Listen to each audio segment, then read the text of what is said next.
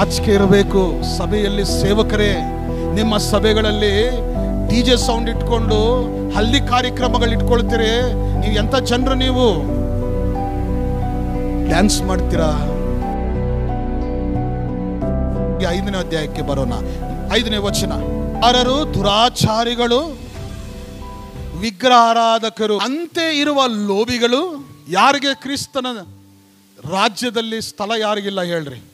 ಪ್ರಕಟಣೆಯಲ್ಲಿ ಓದ್ರೂ ಇದೆ, ಅಲ್ಲಿ ಕುಡುಕರಿಗೂ ದೇವರ ರಾಜ್ಯದಲ್ಲಿ ಸ್ಥಾನ ಇಲ್ಲ ಅಂತ ಇದ್ದಾನೆ. ಮತ್ತು ನೀವೇನು ಮಾಡ್ತಾ ಇದ್ದೀರಾ? ಕುಡುಕರನ್ನು ಬದಲಾಯಿಸೋದು ಬಿಟ್ಟು ಅವ್ರ ಮೇಲೆ ಜಗಳ ಆಡ್ತ್ಕೊಂಡು ಕೂತ್ಕೊಳ್ತೀರಾ.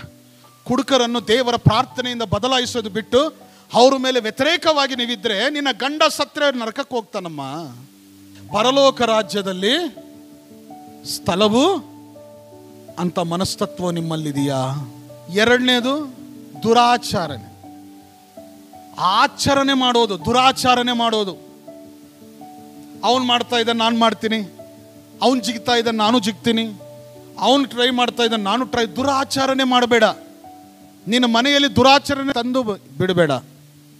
ಬೇಕಾದ್ರೆ ನಿನ್ನ ಮನೆಯಿಂದ ಒದ್ದು ಹೊರಗಾಕು, ದುರಾಚರಣೆ ಎಲ್ಲ ಹೊರಗೋಗಲಿ.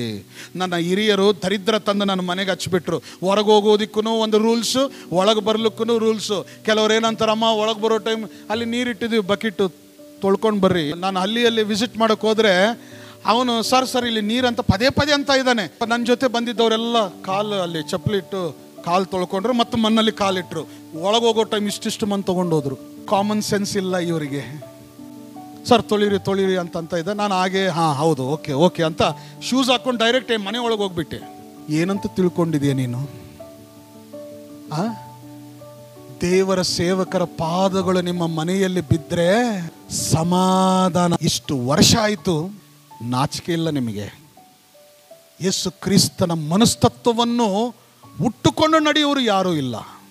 ಇನ್ನು ಅದೇ ದುರಾಚರಣೆ. ನೀವು ದೇವರ ಮಂದಿರಕ್ಕೆ ಬಂದು ದುರಾಚರಣೆ ಮಾಡಿದ್ರೆ ದೇವರು ನಿಮ್ಮನ್ನು ಕ್ಷಮಿಸಲ್ಲ. ಪರಲೋಕ ರಾಜ್ಯದಲ್ಲಿ ನಿಮಗೆ ಸ್ಥಾನ ಇಲ್ಲ ಅಂತ ವಾಕ್ಯ ಹೇಳ್ತಾ ಇದೆ, ನಾನು ಹೇಳ್ತಾ ಇಲ್ಲ. ಇದು ನಾನು ಬಾಯಿ ಬಡ್ಕೊಂಡು ಹೇಳ್ತಾ ಇರ್ತೀನಿ. ಎಲ್ಲರೇನು ಅಂದ್ಕೊಳ್ತಾರೆ, ಪಾಸ್ಟರ್ ಅವ್ರ ವ್ಯಕ್ತಿಗತಪ್ಪ, ಅವ್ರು ಹೇಳ್ತಾರೆ, ನಾನು ಹೇಳೋದಲ್ಲ, ವಾಕ್ಯವೇ ಹೇಳ್ತಾ ಇದೆ. ಇನ್ನೇನೇನಿದಾವೆ ದುರಾಚರಣೆಗಳು? ಹೇಗೆ ಮಲ್ಕೋಬೇಕು ಮನೆಯಲ್ಲಿ? ಕಾಲು ಹಿಂಗೆ ಇಟ್ಕೊಳ್ರಿ, ತಲೆ ಹಿಂಗಿರ್ಲಿ, ಸೂರ್ಯನಿಗೆ ಬರ್ತಾನೆ ಹೇಳ್ರಿ. ದೃಷ್ಟಿ ತೆಗಿತಾರೆ. ನಮ್ಮ ಅಜ್ಜಿ ತೆಗಿತಿದ್ಲು, ಗೊತ್ತಾದ ಮೇಲೆ ಮರ್ತ್ಬಿಟ್ರು, ಮುಗೀತು, ಪ್ರೇಯರ್ ಮಾಡ್ತಾರೆ. ಇವತ್ತೇನಾದರೂ ಆದರೆ ದೃಷ್ಟಿ ತೆಗಿಯೋರು ತುಂಬ. ದುರಾಚರಣೆ ಇದನ್ನು. ವಿಗ್ರಹಾರಾಧನೆ ಮಾಡೋ ಕೆಲಸ ಅದು ಮೊದಲಿತ್ತು. ಈಗ ದೇವರ ಆತ್ಮವನ್ನು ಹೊಂದಿಕೊಂಡಿದ ಮೇಲೆ ನೀವು ಮಾಡಬೇಡ್ರಿ, ಆ ಟ್ರೈಲ್ ನೀವು ಹೊಡಿಬೇಡ್ರಿ. ದುರಾಚರಣೆ ಅದು. ದೇವರು ನಂಬಿದ ಮಕ್ಕಳಲ್ಲಿ ಏನಿರಬೇಕಂದ್ರೆ ಪ್ರಾರ್ಥನೆ ಮಾಡಿ ಮುಗಿತ್ತು ನಿಂದೆಲ್ಲ ದೃಷ್ಟಿ ಮಾಯ ಯೇಸು ನಾಮದಲ್ಲಿ, ಆಮೇನ್. ವಿಗ್ರಹಾರಾಧನೆನು ಅಂತಂದ ನೋಡ್ರಿ. ಮದುವೆಗಳಿಗೆ ಹಲ್ದಿ ಕಾರ್ಯಕ್ರಮ. ಪಾಪ ಅಜ್ಜಿ ಇದ್ಲು, ಪ್ರೇಯರ್ಗೆ ಬರ್ಲಿಕ್ಕೆ ಆಗ್ತಾ ಇಲ್ಲ ಸರ್, ನಡ ನೋವು. ಏನಾಯಿತು? ಅಜ್ಜಿ ಒಂದಿನ ಫೋನ್ ಮಾಡಿದ್ರು. ಏನಮ್ಮ ಏನಾಯ್ತು ಅಂದರೆ, ಸಾರ್ ನನ್ನ ನಡ ಹೋಗಿದೆ, ಡಾಕ್ಟ್ರ್ ಅಂತವನೇ 50,000 ಆಪ್ರೇಷನ್ ಮಾಡಲಿಕ್ಕೆ, ಸ್ವಲ್ಪ ಏನೋ ನರ ಹಿಡ್ಕೊಂಡಿದೆಯಂತ ಇಲ್ಲಿ. ಏನಮ್ಮ ಏನು ಮಾಡೋಕ್ಕೆ ಹೋಗಿದೀಯ ನೀನು? ಆರಾಮಿರೋಕ್ಕಾಗಲ್ವಾ ನಿನ್ನ ಮನೆಯಲ್ಲಿ ಅಂತಂದರೆ, ಇಲ್ಲ ಸಾರ್ ಕೆಲಸಕ್ಕೆ ಹೋಗಿ ಬರ್ತಾ ಇದ್ರೆ ಜಾರಿ ಬಿದ್ದೆ. ಪಾಪ ಮೊಮ್ಮಗಳು ಸುಮ್ಮನೆ ಇರ್ತಾಳ. ಮರನೇ ದಿನ ಕಾಲ್ ಮಾಡಂತಾಳೆ, ಸಾರ್ ಏನು ಜಾರಿ ಬಿದ್ದಿಲ್ಲ, ಹಲ್ದಿ ಕಾರ್ಯಕ್ರಮ ಮದುವೆ ನಡೀತಿತ್ತು, ಇವಳು ಹೋಗಿ ಅಲ್ಲಿ DJ ಸೌಂಡ್ ಇಟ್ಬಿಟ್ರೆ ಹಲ್ದಿ ಹಾಕಿ DJ ಸೌಂಡ್ ಸ್ಟೆಪ್ಸ್ ಹಾಕ್ತಿದ್ಲು, ಆ ಕೆಳಗೆ ನೀರು ಬಿದ್ದಿರ್ತಾವಲ್ಲ ಅದರ ಮೇಲೆ ಕಾಲಿಟ್ಬಿಟ್ಲು, ಮುಗೀತು ಕಥೆ ನಮ್ಮ ಅಜ್ಜಿದು. ಸೊಂಟ ಮುರಿದೋಗಿದೆ ಸರ್, ಈಗ ಹೈದ್ರಾಬಾದ್ ತೊಗೊಂಡು ಹೋಗ್ಬೇಕು, 50,000 ಬಿಲ್ ಅಂತ ಇದ್ದಾರೆ. ನಮ್ಮ ಮುದುಕಿ ನೋಡಿ ಎಷ್ಟು ತಪ್ಪು ಹೇಳ್ತಾಳೆ. ನಮ್ಮ ಮುದುಕಿಗೆ ನಾಚಿಕೆ ಇಲ್ಲ ಸೇವಕರ ಮುಂದೆ ತಪ್ಪು ಹೇಳೋದು. ಯಾಕೆ ಬೇಕು ನಿನಗೆ? ಇವತ್ತು ನಾನು ತುಂಬ ಜನರಿಗೆ ಹೇಳ್ತಾ ಇದ್ದೀನಿ, ನಾಚಿಕೆ ಇರಬೇಕು. ಸಭೆಯಲ್ಲಿ ಸೇವಕರೇ, ನಿಮ್ಮ ಸಭೆಗಳಲ್ಲಿ DJ ಸೌಂಡ್ ಇಟ್ಕೊಂಡು ಹಲ್ದಿ ಕಾರ್ಯಕ್ರಮಗಳು ಇಟ್ಕೊಳ್ತೀರಿ.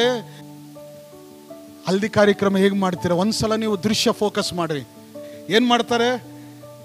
ಪಾದಗಳಿಗೆ, ಮೊಣಕಾಳಿಗೆ, ಭುಜಗಳಿಗೆ ಮೇಲೆ ಸುರಿದು ಬಿಡ್ತಾರೆ. ನೀನು ಯಾರಿಗೆ ಮುಗಿತಾ ಇದೀಯಲ್ಲಿ?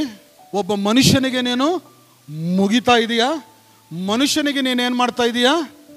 ಪೂಜೆ ಮಾಡ್ತಾ ಇದೀಯಾ? ಇದು ನೀನು ಅರ್ಥ ಮಾಡ್ಕೋಬೇಕು.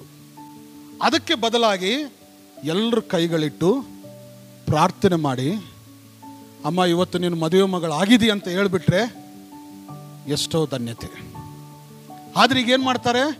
ಎಲ್ಲ ಬಣ್ಣ ಹಚ್ಚಿ ಒಂದು ದೇವತೆಯನ್ನು ಕೂಡಿಸ್ದಂಗೆ ಕೂಡಿಸಿ ಪೂಜೆ ಮಾಡ್ತಾರೆ. ಇದು ಏನಂತಾರೆ? ಇದು ವಿಗ್ರಹಾರಾಧನೆ. ನಾವೇನು ಅನ್ಕೊಳ್ತೀವಿ? ಅನ್ಯರಲ್ಲ, ಅನ್ಯರಿಗಿಂತ ದರಿದ್ರ ಕ್ರೈಸ್ತರೇ ಮಾಡ್ತಾ ಇದ್ದಾರೆ. ಇದು ಯಾರಿಗೆ ವಾಕ್ಯ? ವಿಗ್ರಹಾರಾಧನೆ ಮಾಡೋರಿಗಲ್ಲ ಈ ವಾಕ್ಯ. ಇದು ಸಭೆಯಲ್ಲಿರೋ ವಿಶ್ವಾಸಿಗಳಿಗೆ ಹೇಳ್ತಾ ಇದ್ದಾನೆ. ನೀನು ದೇವರು ನಂಬಿನೂ ವಿಗ್ರಹಾರಾಧನೆ ಮಾಡ್ತಾ ಇದೀಯಾ, ದೇವರನ್ನು ನಂಬಿನೂ ದುರಾಚರಣೆ ಮಾಡ್ತಾ ಇದೀಯಾ, ದೇವರನ್ನು ನಂಬಿನೂ ಕಳ್ತನ ಮಾಡ್ತಾ ಇದೀಯಾ, ದೇವರನ್ನು ನಂಬಿ ಜಾರತ್ವದಲ್ಲಿದ್ದೀರಾ. ಇದು ಯಾರಿಗೆ ವಾಕ್ಯ? ವಿಶ್ವಾಸಿಗಳಿಗೆ, not outsiders. It is for believers in the church of God. ಯೇಸು ಕ್ರಿಸ್ತನನ್ನು ನಂಬಿ ಸಭೆಯಲ್ಲಿ ದೀಕ್ಷಾಸ್ನಾನ ತಗೊಂಡು ಕ್ರಿಸ್ತನ ಶರೀರ ರಕ್ತದಲ್ಲಿ ಇದ್ದವರು ಇನ್ನೂ ಮಾಡ್ತಾ ಇರುವ ದರಿದ್ರವಾದ ಕೆಲಸ. ಸಾರಿ, ನಾನು ಈ ರೀತಿಯಾಗಿ ಅಂತ ಇದ್ದೇನಂತೆ ಸಾರಿ ಕೇಳ್ತೀನಿ. ಯಾಕೆ ಗೊತ್ತಾ? ದೇವರೇ ಅಂತ ಇದ್ದಾನೆ, ಇಂಥವರು ದೇವರ ರಾಜ್ಯದಲ್ಲಿ ಯೋಗ್ಯರಲ್ಲ. ಮತ್ತೀಗೇನು ಮಾಡೋಣ ಹೇಳ್ರಿ? ನಾನಲ್ಲ, ದೇವರೇ ಅಂತ ಇದ್ದಾನೆ.